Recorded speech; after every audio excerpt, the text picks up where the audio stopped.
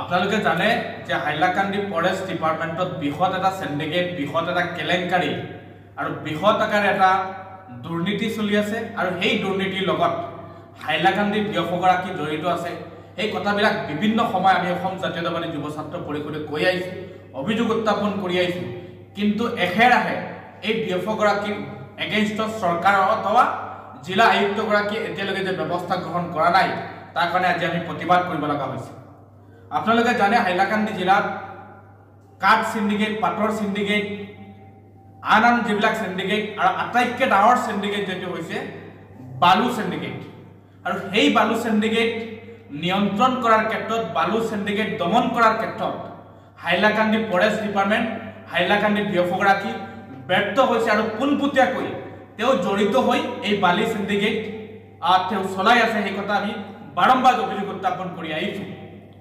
আপোনালোকে এটা কথা জানে যে হাইলাকান্দি জিলাত নিতাই নগৰৰ পূৰ্ব সোণাপুৰত যেটো মহাল আছে, বালিৰ যেটো গাঁত আছে, এই গাঁত দেখুৱাই এই মহাল দেখুৱাই মাটিজুৰি, বৰ হাইলাকান্দি, মোহনপুৰ আদিকে বিভিন্ন ঠাইত তেওঁলোকে বালি সিন্ডিকেট চলাই আছে। সেই কথাবিলাক আচলতে অত্যন্ত সিন্ডিকেট মাফি, দুৰ্নীতি মাফি, অত্যন্ত এটা লোভী মাফি। সেই কথা বাতৰাবিলাক বিভিন্ন সময় আমি কৈ আহিছোঁ। আৰু এতিয়া কথা মই চেলেঞ্জ কৰি কৈ দিব খুজিছোঁ যে মনপুৰ, বৰ হাইলাকান্দি, মাটিজুৰিকে আদি কৰি যেটো পূৰ্বে সোণাপুৰৰ যেটো গাঁত বা যেটো মহাল দেখুৱাই যে তেওঁলোকে এটা সিন্ডিকেট বনাই আছে, হাইলাকান্দি মনপুৰত অবৈধ বালি মাফিয়াসকলে অবৈধভাৱে বালি তুলি তেওঁলোকে ব্যৱসায় কৰিছে। বালি বিনা চালানত তেওঁলোকে এই সোণাপুৰৰ চালান দি তেওঁলোকে বালি মাফিয়াগিৰি চলাই আছে। সেই কথা বাতৰাবিলাক মই প্ৰত্যাহ্বান জনাইছোঁ আৰু সেই কথা বাতৰাবিলাক মই প্ৰতিবাদ কৰিছোঁ।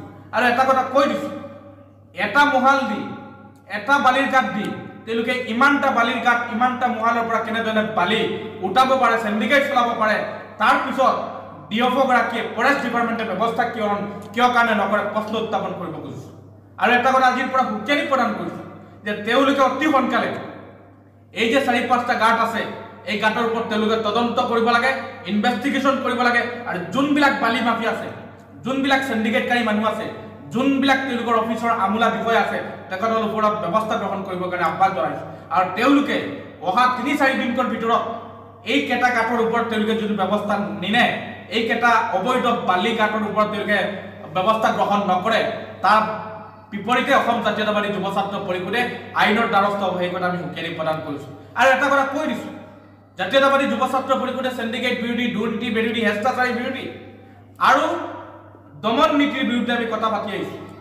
আৰু এটা কথা কৈ দিছোঁ, ডিএফঅ'গৰাকীয়ে যোৱা কালিৰ পৰা এটা কথা স্পষ্ট যে আমি যেতিয়া এই কমপ্লেইন কৰিছোঁ, যেতিয়া আমাৰ কৰ্মকৰ্তাসকলে RTI মাৰি তথ্য যোগান ধৰিবৰ কাৰণে আমি কৈছোঁ, তেতিয়াহে বিভিন্ন ধৰণৰ ফলত বাবুকি, দমকি, নেতাগিৰি, মন্ত্ৰিত্ব দেখানি, চৰকাৰে মন্ত্ৰীয়ে MLA কৈ দিছে নেকি যে আপোনালোকে দুৰ্নীতি কৰক, অবৈধভাৱে বালিৰ গাঁত বনাই আপোনালোকে বালি তোলক, সিন্ডিকেট চলাওক? কোন MLA কৈছে, কোন মন্ত্ৰীয়ে কৈছে, কোন চৰকাৰে কৈছে? গতিকে চৰকাৰটো সিন্ডিকেট বিৰোধী, দুৰ্নীতি বিৰোধী। তেতিয়াহ'লে তোমালোকে MLA দেখুৱাই, মন্ত্ৰী দেখুৱাই আৰু সিন্ডিকেট বিৰোধী মাফিয়া দেখাই তোমালোকে দমন কৰিব খুজিছা।